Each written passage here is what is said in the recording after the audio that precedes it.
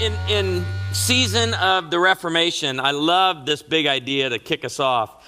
Martin Luther's friend one day told him, "This day you and I will discuss the governance of the universe." To which Martin Luther responded, "This day you and I will go fishing and leave the governance of the universe to God." I love that. I love that quote because as we talk about time, we want to dive right in to Psalm 90 today. Our days may come to 70 years or 80 if our strength endures, but the best of them are but trouble and sorrow, for they quickly pass and we fly away. This again, you see the idea of the daily grind that we started talking about a little bit last night. If only we knew the power of your anger. Your wrath is as great as the fear that is your due. And in the midst of all of this, verse 12 is where we want to focus this morning. Teach us to number our days that we may gain a heart of wisdom. In other words, that we would be wise with our time. And we introduced this last night, but this is where we're going.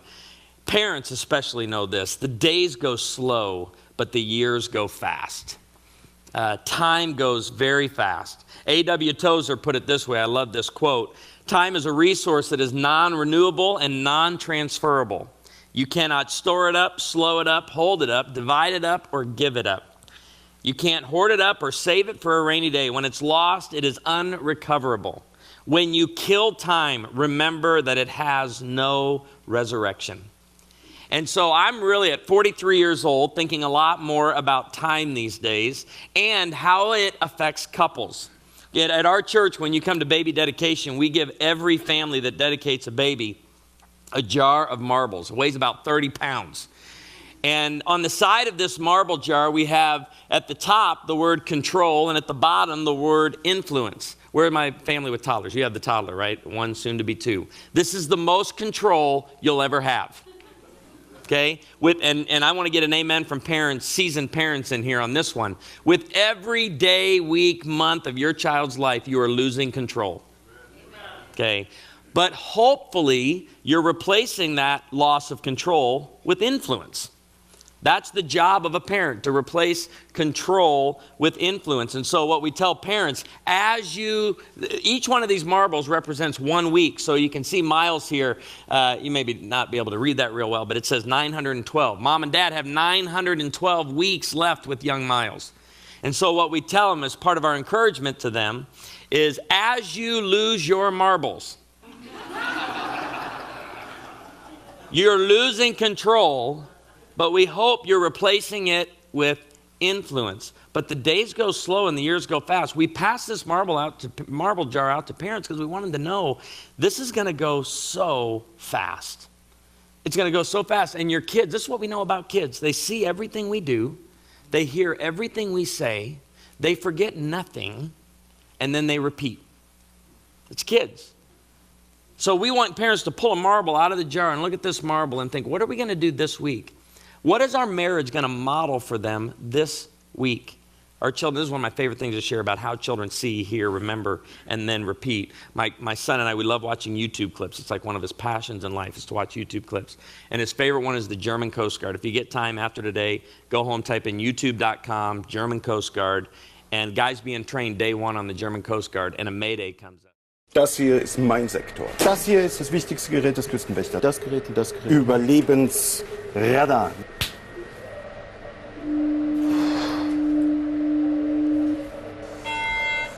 Mayday, Mayday. Hello, can you hear us? Can you hear us? Can you... Over. We are sinking. We are sinking. Hello? This is the German Coast Guard. We are sinking. We're sinking. What are you thinking about?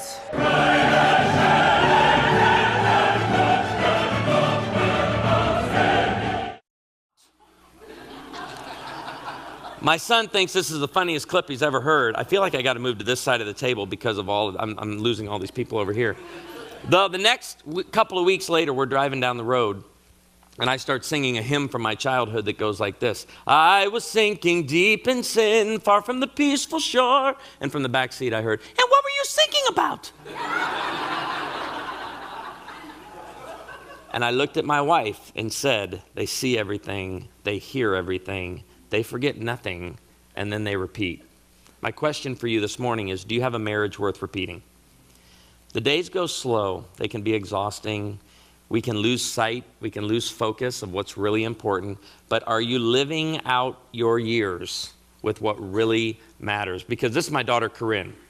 This is her. I think she's at about 9 months old there. Precious, easy firstborn child. We then had her brother. And I mean, she was ticked at us for a couple of weeks, because things were good until he came along. I blinked, as Kenny Chesney's song lets us know. I blinked. And this is my daughter jumping off a 30-foot bluff on Table Rock Lake. She goes up, she climbs up, we're on the boat, and I go, Amy, what is she doing? And she's climbing up to this bluff, and I see her up on the bluff, and she's looking down. And I still have in my mind this little girl, right? Letting go of our kids is difficult. And I see this little girl, she yells down to me, Dad, can I jump? And I said, no. No, you cannot jump. She goes, no, Dad, I think I can do it. And I saw a couple of little boys playing around. I said, I tell you what, why don't you have one of them jump first? We'll see how he does. And if he survives, then you can jump. I'll let that happen. But fearless. My daughter's fearless. She just steps off there. And I told Amy, they're going to be gone soon. Because I'm going to blink. This is her bluff jumping last summer. I'm going to blink, and this is going to be her right here. Standing there, and I'm giving her away. I love this picture. This is RP hugging Matt, but he's giving his daughter away, and he's still holding her hand. We talked about this last night with Genesis 2. This is Genesis 2:24 happening literally. A man leaves his father and mother and is united to his wife, and the two become one flesh. And he just spoke a blessing over Katie, and this was all we heard. And then he turns and faces Matt. He's whispering in Matt's ear, I'll kill you. No, that's not what he's saying. But don't blink. Don't blink, because this is how fast time goes. This is how fast time goes. I don't want to blink because I told my daughter, this is going to be me real soon right here. This is my friend and mentor of over 16 years, Dr. Gary Smalley. Went to be with the Lord last spring. And I'm telling you, we're starting to lose people we dearly love. We just celebrated Veterans Day in Branson, and the World War II veterans in another couple of years, we won't see them in Branson. It's fewer and fewer every year. This was Gary the summer before he passed away, and we were on Table Rock Lake on the boat, and Gary says, he was at that place, he couldn't speak well, he had congestive heart failure, he came through like a 7 bypass surgery. We just knew that the end was near, and he just didn't have the strength. His strength was not there. And this is what Ecclesiastes 12 says. Ecclesiastes is a great book of the Bible. Chapter 1, life is hard. Chapter 12, then you die. And in the middle of this, enjoy life with your wife, whom you love. And Gary was at chapter 12 of Ecclesiastes. His body was breaking down. And we're on this boat, pontoon boat, 14 people. And he would take little naps. He was at that point taking about a 10-minute nap an hour. And I remember him leaning over to me and goes, hey, Teddy. I said, yes, sir. He said, wouldn't a piece of chocolate cake be good right now? Now I said, Gary, we're in the middle of a lake. I don't know where I'm going to find you a piece of chocolate cake. And he said, okay. I thought. He goes back, takes a nap, and he pops up about 30 minutes later, and he goes, hey, Ted. I go, yeah. He goes, have you thought any more about that chocolate cake? And so we pulled over to a place called Big Cedar there on Table Rock Lake in Branson. And we're walking in, and before we get to the table, I pull a waitress aside, and I said, man, would you do me a huge favor and go back and find me the biggest piece of chocolate cake you can find, pipe whipped cream all over it, and before we even give our drink order, would you please just deliver that to the table? You can tell she brings this massive piece of chocolate cake, sets it on the menu. Gary lights up. Norma Smalley, his wife, is sitting next to him, and she goes, Ted! I said, what? She said, he's diabetic.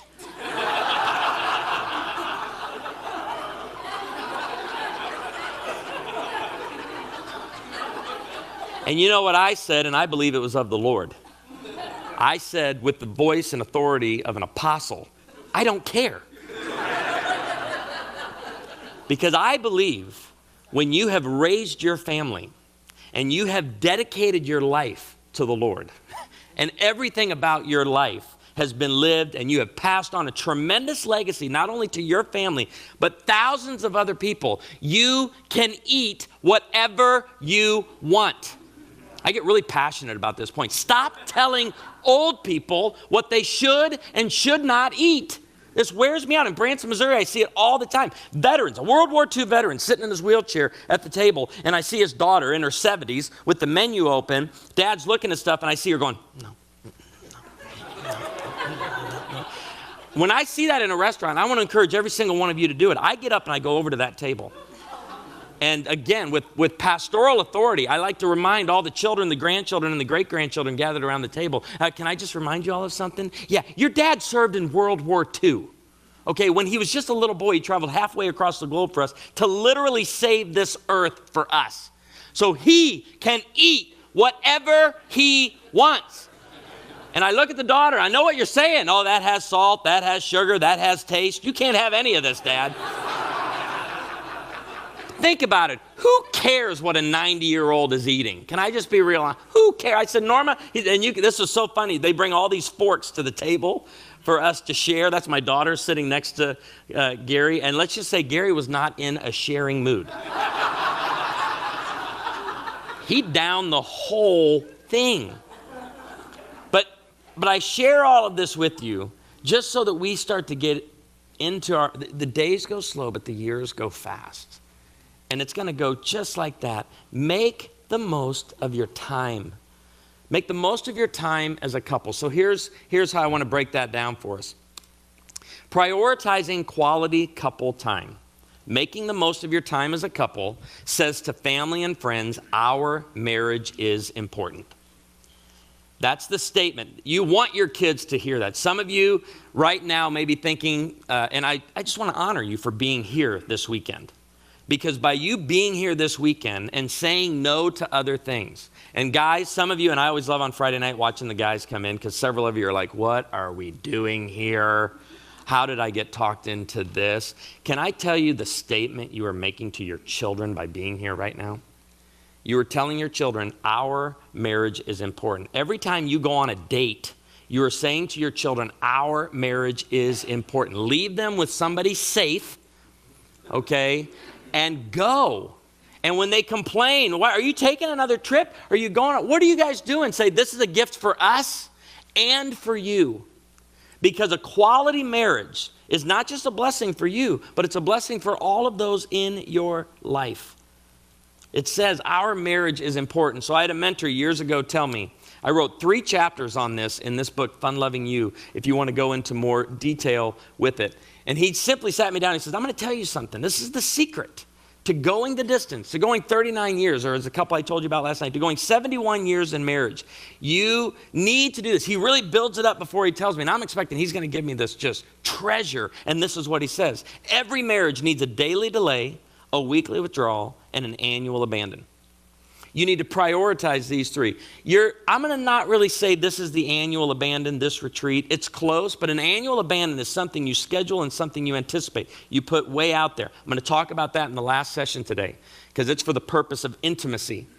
The weekly withdrawal, that is your date night. And remember your date night and keep it holy. The daily delay, this is what we need to get good at. We talked about it a little bit last night. Many of you went and got the B sticker off the book table. Be quiet, be understanding, be kind. And that really fits in the daily delay. Why is the daily delay so important? That's where we're going to start. It's because your life is full of this. The world is going to throw at you right now. Everybody wants a piece of your time. They want your attention. We have mobile devices now that are constantly pulling us away and drawing us. I'm going to use this illustration for me. Whatever your line of work is, whatever your field is, or your passion, your hobby, whatever your social media feed looks like, I want to show you what mine looks like so you can see why I need the daily delay with my wife. Okay, this is from one sitting going through my Twitter. One sitting, and I'm going to show you why we are all so exhausted and why we are wasting our time. This is why 2 hours of mind-numbingly thumbing through social media, okay, feels like 20 minutes. It's because it is the biggest sucker of time there is. Every time you get on social media, just have in the back of your mind, because that's what's happening. It's draining your time. It's draining your energy. It's draining what you need for great relationships, for emotional energy, physical energy, and even financial energy if you're a clicker. Do we have any clickers in here? My wife's a clicker. You can raise your hand if you're a clicker. You see something you must have, and you can get it right now. I wish online shopping could just died on the vine. That's kind of what I was hoping. This is one sitting of my social media feed, and I want to show you. This is why it can be so exhausting. I go on YPO, and I can read about 4 strategies for grooming a team, 4 ways to develop great leaders in your company. Well, I'm a leader, so I'm like, I got to find out what those 4 ways are. Then I go on to the next one. This is 5 transformational church health tips to fuel spirit. So, okay, now I better figure out what that is. So I click on that. Then my friend, Carrie's a friend, want to grow your church but have no money? 10 strategies that cost $0. Well, I'm from the Ozarks. That works for me. I'm not from the big city of Dallas, all right? I have to figure this out. So I go and I read the 10 strategies. Well, I'm still trying to figure out what I'm going to do with the 4 and 5 strategies I just picked up. I go to the next one. Get your sermons off to a good start. 5 engaging intros, and I realized that's right, my sermon wasn't that great last week. Now I got to focus on my sermon and get that better. And guess what? I'm not talking about money enough. So here's 7 insights that inform you how to talk about money with your church. And then I go over to William Vanderbloemen. Here's 10 church leadership lessons from Matthew 10. I'm up to 45 things I need to know in the past 5 minutes. Okay, now I love this. If all that wasn't bad enough, now 10 things your pastor won't tell you. Now I'm hiding things from my congregation. This is what's happening. This is getting bad. And then just when I thought, okay, at least my marriage is good, that's not even safe. 5 unfair expectations on your husband. That's actually one I would encourage you all to read, the ladies to read on that one right there. Has anybody picked up on that on your social media feeds? God didn't design your brain. Honestly, I got to tell you, and I'm trying to teach my kids this. He didn't design your brain to take in so much information so fast. You're really not designed that way. This is the reason millennials and the next generations are struggling with empathy. It's because when a family member died or a friend died or someone died, the phone rang on the wall. And you would go over to the wall and you would pick up that phone and the process of mourning and grief would begin. And you would talk through that. The problem today now is information such as someone who just passed away is sandwiched in between all that I just shared with you. And I went from thinking about this information to, oh, that's too bad. Now I'm on to this. And that's just not emotionally or mentally how you and I are hardwired. So I tell my kids, listen, these first-person shooter games, God didn't design your brain to sit there for 3 or 4 hours and have this adrenaline coursing through your brain and through your body, right? You just can't take so much information. And let me tell you, our marriage is getting sucked into this vacuum that now when my wife speaks to me, if I'm not careful, she can sound like one of those tweets. When she comes to me with her list, my wife loves lists, and I love this about her. I told you last night, strong women. Okay? And she has these lists that keep our family organized. Now, I don't know about you, but I get my whole day prepared in the shower. Is anybody else like me? I got the whole day planned out by the time I'm drying off. But then the problem is I get out. She has another day planned for me on these pieces of paper. And she gets passionate about it. She gets so passionate about it. She gets so caught up in her own world. There have been times she's getting the kids ready, and I kind of get thrown into that. And she'll say to me things like, hey, Ted, we're going to be gone for a while. Do you need to go potty? Listen. I'm 43 and a half. When I got to go potty, I'll go all by myself, all right? You don't even know half the time I got to go potty. I just go potty. This is the problem with our marriage. Wasting time and throwing our marriage into the grind of information that is available to us today. I don't want Amy to sound like one of these 10-point tweets to me. But if your wife, guys, is now sounding like Charlie Brown's mom, womp, womp, womp, womp, womp, womp, womp, womp, you've probably thrown your marriage into the grind of this information. And the daily delay is the best thing I know for disconnecting from that. And here's all the daily delay is. It's 15 to 20 minutes. Most all research will back that up. You need connection time of 15 to 20 minutes with your spouse. And this time needs to be distraction-free. It needs to be technology-free. It needs to be in a room where there are no children. Children need to respect this time. It needs to be, as we looked at last night, the non-sexual touching. We look, the smile on your face, your eyes, the touch, all of that from Keith Whitley's song. All of that needs to be part of this 15 to 20 minutes. Now, here's what's very important. The 15 to 20 minutes needs to be negotiated between the two of you of when the best time is. Because for most couples we have studied, and most couples that come to our marriage intensive program in Branson, Missouri, would tell you we've tried the daily delay right when we connect with each other at the end of the day, and that is the worst time. Right as you meet each other coming in the door. Look at all the people going, that's right, that's right. It may be 30 minutes after reconnecting. It may be salad before dinner. You may get a ritual where you have dinner and then you send the kids away from the table and your 15 to 20 minutes is after dinner. You need to find the best time that works for you. But most couples agree that when we meet at the end of the day is not the best time. We need decompression time. I had a buddy that called me one day sitting in his driveway. He has 3 kids. His name's John. And he said, Ted, I go, hey, John. He goes, give me one good reason why I should go in my house right now. He was sitting in his driveway. Give me one good reason why I should go in there.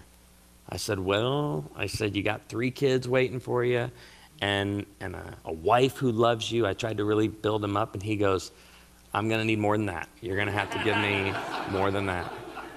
See, and what John has experienced is what many of the moms and the dads in here have experienced. You come home, and it's like full-time entertainer time. It's like you walk in the door, and the song and dance, and if your wife's been home with the kids all day, they hand you the kids, and then they go off and do something. And in the middle of that exchange and in the middle of that moment is when we're going to have these deep conversations. I'm here to tell you, that's not the daily delay.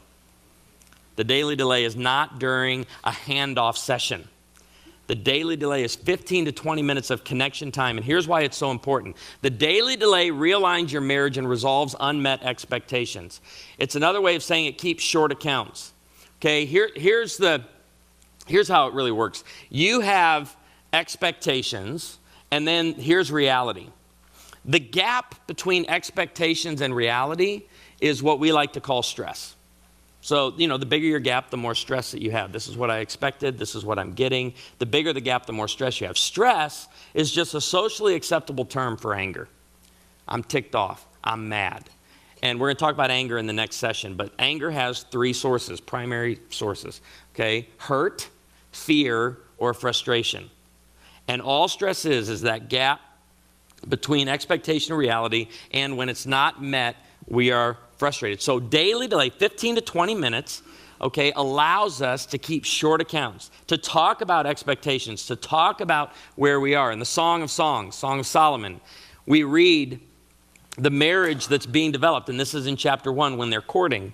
My beloved is to me a cluster of henna blossoms from the vineyards of En-Gedi. And in this text, En-Gedi is referring to that lush desert oasis. The Shulamite woman is saying, when I get around Solomon and we are together, it is refreshing. And most of us experience this during our dating years. Okay, when we were dating, it was like, oh, this is a break from the grind of life. I'm enjoying getting to know her. Oh, this is refreshing. May that be one way to describe your home. Another way to describe your home, the beams of our house are cedars and our rafters are firs. She moves from this imagery of a lush desert oasis, a place of refreshing and being relaxed, to now it's also a home of great security. It's a place when we go in, we feel safe, we feel free from the pressures of the world. We're not going to be attacked like the world likes to attack us. And so we take this pause. And so one of the practical ways that I can give you, like what do we do during the daily delay? How do we talk? How do we connect? Because it just seems like we have the same conversation every day. I want to give you a way to kind of break outside of that rut. And I'm going to use a personal example on this because for Amy and I, the daily delay for us has become the family table. It's a daily delay for our children, but we love, and our kids understand the importance of it, sending our kids away. When we're done with a meal, we ask the kids to clear the table. They take the dishes all to the kitchen, and Amy and I will linger at the table. In the Song of Solomon, the term, and same term that is used of Jesus as he would be with the disciples, we recline at the table. I love that image. We're just reclined, we're kicked back, and we find that to be our greatest conversation. Right before bed is not our greatest conversation. We're exhausted, we're both dozing off at different times. We pray as a family always right before bedtime, but on the nights we're home around the family table, that's our intense prayer time where every member of the family prays. If we don't have a family table time, like, you're going to be at a sporting event tonight, life happens, we get that. We just encourage our family knows 3 to 4 nights a week out of 7 is not too much to ask for us to be gathered around a table. And this is, my favorite quote about the table: all great change in America happens around the dinner table. I love this quote. I love this quote because we've seen this happen in our family and in our marriage. Like pausing, taking the time. Sometimes our daily delay goes from 15 to 20 minutes to an hour. We make tea, we make coffee. Whatever, we're relaxed, we're not rushed. We'll get to whatever else we need to do, but we're just going to make this time important. Here's the